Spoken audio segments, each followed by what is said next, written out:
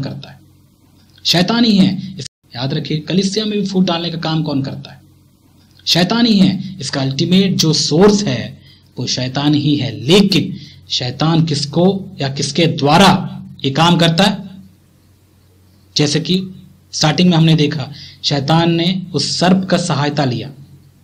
वैसे भी आज भी शैतान जो है कलीसिया में यदि उसको फूट डालना है तो कोई स्मार्ट लोगों को, जो अपने आप को कुछ समझते हैं, जो दीन और नम्र नहीं होते, जो हो सकता है पढ़े लिखे भी हों और अपने आप को कुछ समझते हों, ऐसे ही स्मार्ट लोगों के भी शैतान के बारे में, या फिर हम बाइबल में पढ़ते हैं उत्पत्ति में कि शैतान ने सर्प का इस्तेमाल किया, क्योंकि सर्प बहुत ही धूर्त था और सर्प बहुत चालाक भी होता है।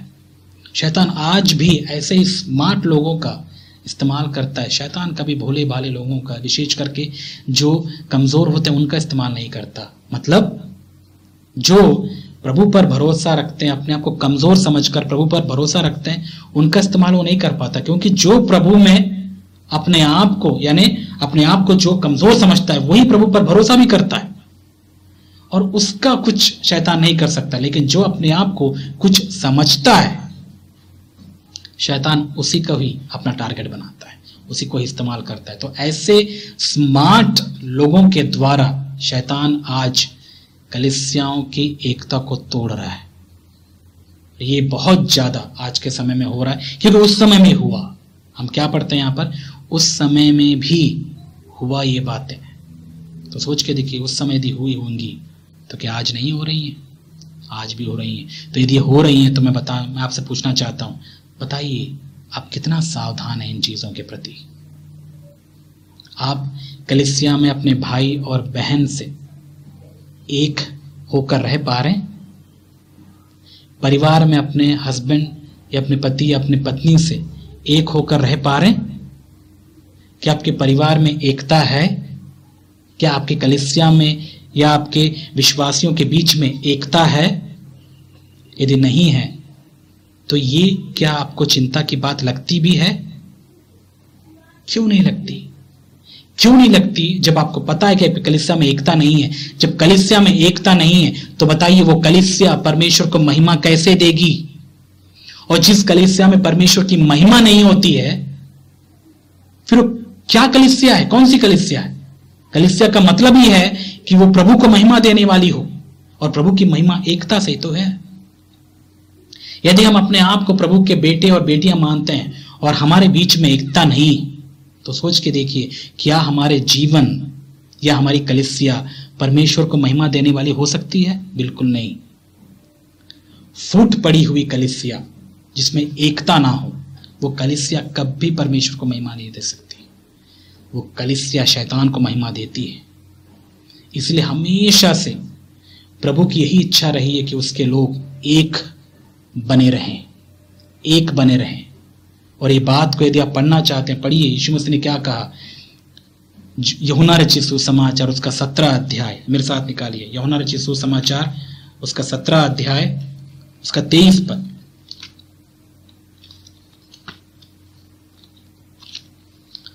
यूहन्ना रचित सुसमाचार उसका 17 अध्याय उसका 23 पद। देखिए प्रभु की इच्छा क्या थी प्रेरितों के लिए और उस पर विश्वास करने वाले उन विश्वासियों के लिए। वो क्या चाहते थे?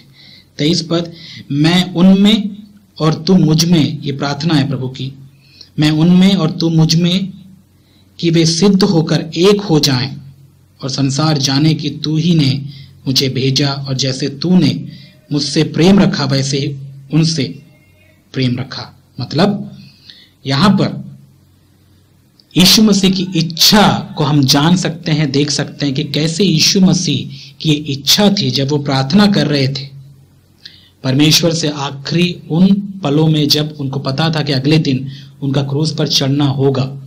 तो उस रात को वे जब दुआ कर रहे थे, उन्होंने प्रार्थना किया कि वे जो उस पर विश्वास करते हैं वे एक हो जाएं, प्रभु में एक हो जाएं और आपस में भी एक हो जाएं। यीशु मसीह की इच्छा थी कि हमेशा जो कलीसिया हैं, उस पर विश्वास करने वाले लोग हैं, वे एक रहें, एकता को वे लोग बनाए रखें। समझ में आ रहा है मेरे प्यारे भाई और बहन? ये है प्रभु की आत्मा, मतलब यही है यीशु मसीह की आत्मा। यदि आज कुछ या फिर उन लोगों में जो प्रभु में अपने आप को कहते हैं, यदि उनमें पवित्र आत्मा है तो वे हमेशा इस बात से तत्पर रहेंगे कि वे हमेशा कलीसिया को एक करने की कोशिश करेंगे। वे कभी भी विभाजन या फिर कलीसिया में फूट डालने के विषय में वे लोग नहीं सोचेंगे। वे हमेशा यही चाहेंगे कि कलीसिया में एकता बनी रहे, कलीसिया एक रहे।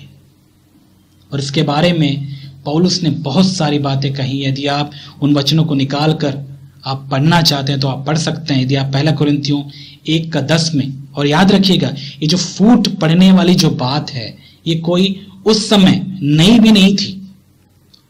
यहूदा ने इसका चर्चा किया और साथ ही पौलुस ने भी कई जगह में, विशेष करके कुरिन्थियों की कलीसिया में, यदि आप पढ़ते हैं 1 कुरिन्थियों 1:10, वहां उसके आगे आप पढ़ते हैं तो आप पाएंगे कि ये जो फूट की जो समस्या थी, विभाजन की समस्या उस समय में भी थी। उस समय में भी लोग ऐसे ही अपने आप को विभाजित कर लेते थे। और कुरिन्थियों की पत्री में जैसा विभाजन के बारे में हम पढ़ते हैं, वो प्रभु के दासों को लेकर विभाजित हुए थे।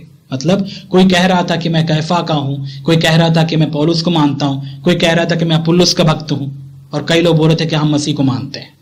तो ऐसे ऐसे विचार रखने की वजह से उनमें विभाजन था। क्या ये बात देखकर पौलुस खुश हो गया? क्या वो इस बात पर खुश हो गया कि हाँ चलो कुछ तो मेरे भी फॉलोवर्स हैं, मुझको फॉलो करने वाले भी कुछ लोग हैं इनमें से, चलो उनको मैं अपना बनाता हूं, उनके साथ ही मैं रहता हूं, उनको मैं अपना फॉलोवर बना ही लेता हूं, बाकी को मैं छोड़ देता हूं? नहीं, ये बात सुनकर पौलुस कभी खुश नहीं हुआ। आज मैंने एक बात गौर किया, हमेशा कुछ प्रभु के लोग जो अपने आप को कहते हैं वे बड़े खुश होते हैं जब उनके फॉलोवर्स हो जाते हैं। उनको लगता है इतने लोग हैं जो मुझे फॉलो कर रहे हैं, इतने लोग हैं जो मेरी कलीसिया में आ रहे हैं, तो वे उन फॉलोवर्स को देखकर खुश हो जाते हैं, जबकि उनको ये नहीं पता हो कि ये फॉलोवर्स दूसरों से एकता बना के नहीं रखते हैं, दूसरे कलीसिया वालों से कोई संबंध नहीं रखते हैं। लोग दूसरों से बात भी करना पसंद नहीं करते हैं, लोग नफरत करते हैं, और उनको लगता है कि हमारी जो कलीसिया है वही सही कलीसिया है, बाकी सब बर्बाद। और जब प्रभु आएंगे दोबारा कलीसिया को लेने के लिए, कोई एक संस्था को उठाने प्रभु नहीं आ रहे हैं, याद रखिएगा, कोई एक संस्था को उठाने नहीं आ रहे हैं। प्रभु अपने लोगों के लिए आ रहे हैं। अपने लोग मतलब उनसे जो प्रेम रखते हैं, वे लोग, उनको कोई भी कलीसिया मिले वो देखते हैं, वो जानते हैं। इसलिए इस बात पर हमें गर्व नहीं करना चाहिए कि मेरे इतने फॉलोवर्स हैं या फिर मेरी कलीसिया ऐसी है, मेरे इतने सारे लोग हैं जो मुझे फॉलो करते हैं। वो आपको करते होंगे। अब सच बताइए, क्या वो प्रभु को फॉलो करते हैं? क्या वे प्रभु को फॉलो करते हैं? आपको फॉलो करने से क्या उनको अनंत जीवन मिलेगा? कुछ नहीं। प्रभु को ये लोग फॉलो नहीं करते हैं तो वे लोग गए नरक में। मुझे फॉलो करने से आपका क्या फायदा? हमारा काम है, हम सब प्रभु को फॉलो कर रहे हैं, वो है कलीसिया का प्रभु। समझ में आ रहा है मेरे प्यारे भाई और बहन? ऐसा विचारधारा आपको रखना है, तब आप देखेंगे कुछ या बहुत हद तक हमारे कलीसियाओं के बीच में जो ये तनाव है, ये टकराव है, ये कम हो जाएगा। हम एक दूसरे से प्रेम रखना शुरू करेंगे। और जहां तक मैं समझता हूं कि यहां पर हमारे भाई बहन जो आप आते हैं, प्रभु पर विश्वास करने वाले लोग हैं, हम परफेक्ट नहीं हैं, हम सिद्ध नहीं हैं, हम प्रभु के देह के अंग हैं। जो जिम्मेदारी प्रभु ने हमें दी है, जो कलीसिया में हमारा जो रोल या भूमिका है, उसको हम कर रहे हैं। इसका मतलब यही नहीं कि हम ही कलीसिया, याद रखिएगा, एक उंगली नहीं बोल सकता कि मैं ही शरीर हूं, मैं ही देह हूं। नहीं, हम सब उस प्रभु के देह के अंग हैं। ऐसा तो बाइबल कहती है। इफिसियों के पत्र में आप पढ़ सकते हैं, ये सारी बातों को पढ़ के देखिए आप, वहां पता। पहलवान, मजबूत बॉडी बिल्डर कोई अंदर, इतने में एक 90 साल का बूढ़ा आदमी धमाक से कूद गया, रस्सी डाली गई, दोनों वो भी पकड़ ली और बाहर निकाल ली। अरे भैया आप हो कौन? बाबा जी, गुरु जी, इतने बूढ़े जर्जर, बड़े बड़े पहलवान, इतने बलवंत लोग, कोई किसी की हिम्मत नहीं, सारे जवान ऐसे किनारे खड़े, आप हो कौन? किसने लगाया था? पहले ये बताओ मेरे को, धक्का किसने मारा? मुझे नहीं मालूम आपको कौन यहां ले आया है। कौन सा धक्का आपको ले आया है, लेकिन जो भी धक्का है वो बड़ा अच्छा है। Amen. Praise the Lord. ये धक्का प्रभु के पास ले आया। Yes. ये धक्का भी अच्छा है। पापों हम पाप कर्मा हम पाप आत्मा पाप संभवा त्राही माम पुंडरी काक्षम सर्व पाप हर हरे। ये भविष्य पुराण के प्रतिसर्ग पर्व में लिखी हुई ये श्लोक है कि पापों हम, मैं पापी हूं, पाप कर्मा हम, मेरे कर्म भी पापी हैं, मैं पापिष्ट आत्मा वाला हूं, पाप से ही मैं पैदा हुआ हूं, हे प्रभु मुझ पापी पर दया करो। ये प्रार्थना ऋषि मुनियों की है। और आपको पता है रोमियो अध्याय 3 उसके 23वें श्लोक में लिखता है सबने और उसकी महिमा से। नहीं है ये, मैं सहज ऐसे ही बता रहा हूं आपको, मेरी कोई तैयारी नहीं है। आपकी भूख मुझे बोलने के लिए विवश करती है। धन्य है वे जो धर्म के भूखे और प्यासे हैं, क्योंकि वे तृप्त किए जाएंगे। जितनी उत्कंठा, जितनी लालसा, जितनी दीवानगी, जितना उन्माद तुम्हारे अंदर होगा, उतना ही ईश्वर तुमको देगा। Amen. प्रभु का वचन कहता है एक कदम तो बढ़ाओ, वो तो तुमको आगोश में लेने के लिए खड़ा हुआ है। Yes. जाओ, और तुम जितने ईश्वर के लिए गंभीर होगे, जितना गंभीर